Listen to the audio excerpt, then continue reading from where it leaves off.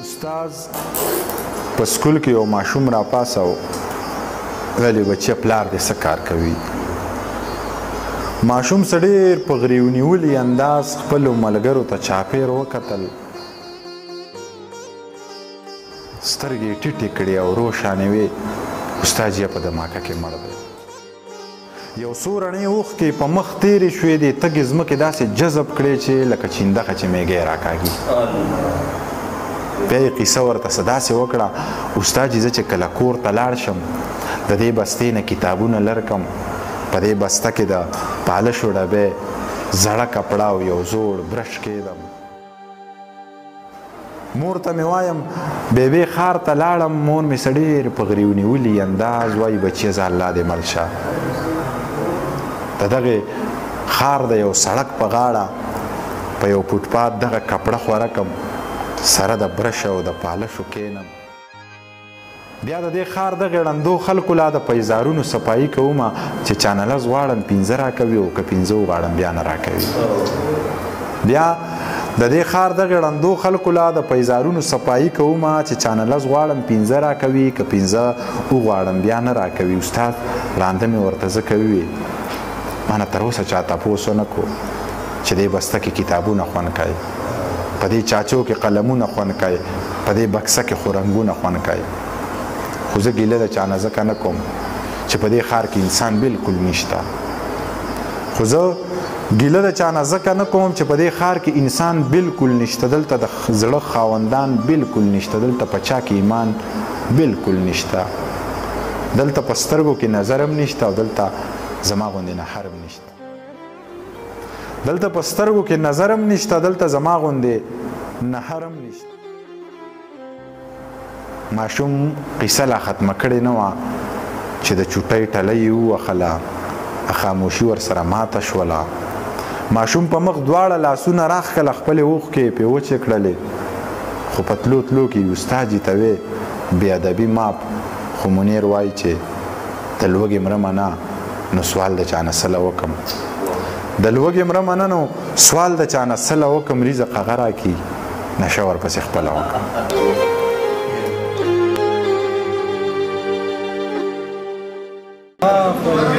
څنګه دې سر ښکته که څنګه داسې غلې لاړې، په زړه مې لاس کېږده ووایه چې ولې لاړې. ستا رپېدلو قدمونو راته ډېر څه ویل، زما خبرې دې د زړه نه شو کولې لاړې. او تا راته وایي چې سګرټ مسکه اوس یې خامخا څکم، تا راته وایي چې سګرټ مسکه اوس یې خامخا څکم. تا ته چې ما ویل ته مزه نه ته ولې لاړې.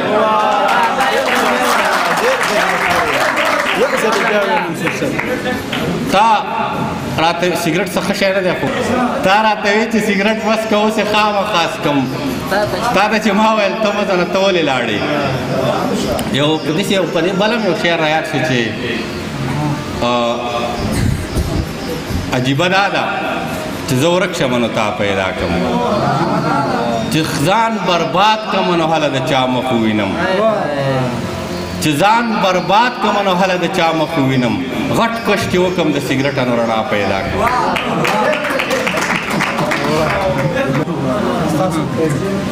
ستا سوچ کې څو ځله د خپلې دروازې واوړېدم، او څوک چې انکار چاته کوي نو اخر ولې جاړي، څوک چې انکار چاته کوي نو اخر ولې جاړي.